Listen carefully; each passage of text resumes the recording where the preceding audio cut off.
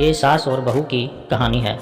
माँ, मैं बहुत थक गई हूँ घर संभालते संभालते। यहाँ मेरी थकान किसी को नज़र नहीं आती। कुछ दिन आराम करना चाहती हूँ। सोच रही हूँ कुछ दिनों के लिए अपने मायके आ जाऊँ। आते हुए अपने बच्चों को भी साथ ले आऊँगी। वे वहीं से स्कूल चले जाएंगे। आखिर एक ही शहर में ससुराल और मायका होने का कुछ फ़ायदा मिले। रजनी ने फ़ोन पर अपनी माँ से कहा। नीलम जी ने दूसरी तरफ से कहा, हाँ बेटा, जब तेरी इच्छा हो आ जाना। आखिर ये तेरा भी तो घर है। ठीक है माँ, तो मैं कल ही आ जाऊँगी।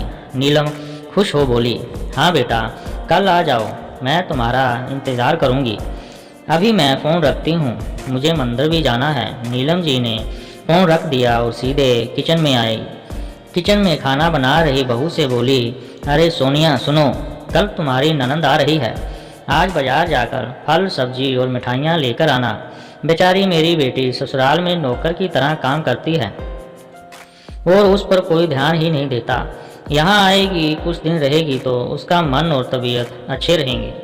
सास के मुंह से ऐसी बातें सुनकर सोनिया का चेहरा उतर गया। वह मन ही मन सोचने लगी, काश आपको मेरी थकावट भी नज़र आती। मैं भी दिन रात झाड़ू पोछा बर्तन खाना बनाना मार्केट जाना और हर वह काम करती हूँ जिससे हमारे परिवार वालों को कोई दिक्कत ना हो। काश आप मुझ पर भी ध्यान दे पाती। आपकी बेटी तो जब मन में आता है तब यहाँ आ जाती है, लेकिन मैं साल में एक बार ही अपनी माँ के पास जाती हूँ, तब भी आपको प्रॉब्लम होती है। मैं भी इंसान हूँ, मेरा भी मन है। मुझे भी लगता है अपने माँ के पास जाकर थोड़ा आराम करूँ, सुख दुख की दो चार बातें करूँ, अपना मन हल्का करूँ। भगवान, अब तुम ही कुछ करो ताकि मेरी सास की आंखें खुलें और उसे मेरी थकावट भी नज़र आए। शाम तक भगवान ने जैसे सोनिया की सुन ली और उसकी ननंद का फ़ोन आया। ननंद ने अपनी माँ से कहा कि उसकी सास ने उसे मायके आने के लिए मना कर दिया है, इसलिए इस बार वो नहीं आ सकती। नीलम जी बोली, ऐसे कैसे मना कर दिया? पहले तो कभी वह तुम्हें आने के लिए नहीं रोकती थी, इस बार भला क्या हो गया? लाओ मेरी बात कराओ उसने। मैं समझती हूँ। रजनी ने फ़ोन अपनी सास के पास दिया। नीलम जी ने कहा, नमस्कार समधन जी, आपसे कुछ कहना था। समधन जी ने कहा, कहिए। दरअसल कल त्यौहार है, इसलिए रजनी अपने मायके आना चाहती है। अगर आप उसे भेज दे तो अच्छा रहेगा। रजनी की सास ने कहा, देखिए समधन जी, आपकी बेटी मायके जा कर रहे इस बात के लिए हमने उसे कभी नहीं रोका और इस बात से हमें कोई प्रॉब्लम है भी नहीं। कुछ दिन पहले मैं अपने रिश्तेदार की शादी में गई थी। वहाँ आपकी बहू सोनिया की माताजी से मिलने का मौका मिला। उनसे गपशप करने के दौरान उनकी बातों से पता चला कि सोनिया को साल में एक ही बार अपने मायके जाने को मिलता है और वह भी बहुत कम समय के लिए। मुझे लगता है आपको पहले सोनिया को उसके मायके भेज देना चाहिए और वह जब मायके होकर आ जाएगी तो मैं रजनी को आपके पास भेज दूंगी। एक बहुत ज़रूरी बात जो मुझे लगता है आपको समझ लेनी चाहिए कि आपको अपनी बहू को भी बेटी की तरह या बेटी से भी ज़्यादा प्यार देना चाहिए। उसे भी मायके जाने की इच्छा होती होगी।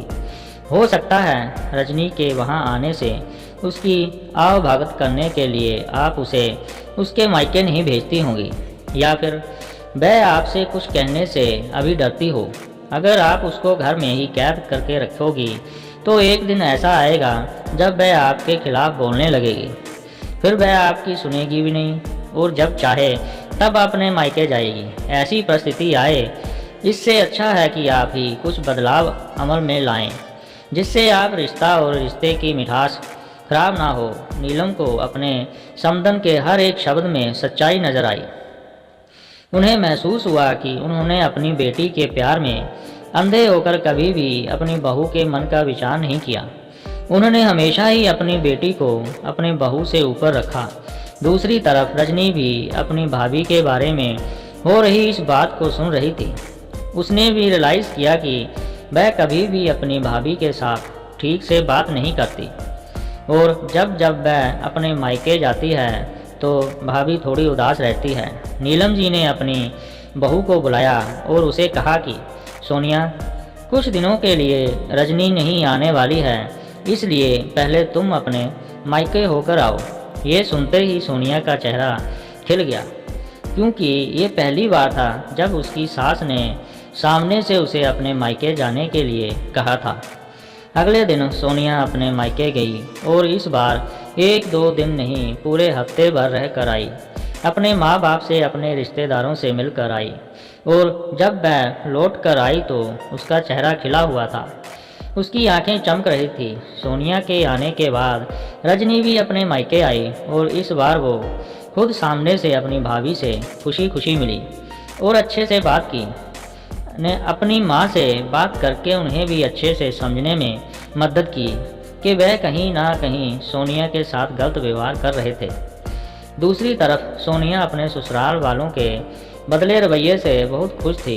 अब वह खुशी खुशी सबका ध्यान रखती और हर काम प्यार से करती। वह ध्यान रखती कि कोई भी ऐसी बात या काम ना करे जिससे घर में तनाव का माहौल पैदा हो। नीलम जी अपनी बहू को खुद ही समय समय पर मायके भेज दिया करती। एक छोटे से बदलाव से ने सास बहू और भाभी ननद के बीच की कड़वाहट को दूर कर दिया और रिश्तों को और भी ज़्यादा मीठा और मजबूत कर दिया। तो दोस्तों, आपको ये कहानी कैसी लगी? अच्छी लगी हो तो कृपया सब्सक्राइब करना मत भूलना। सब्सक्राइब जरूर कर देना। मिलते हैं अगली कहानी में।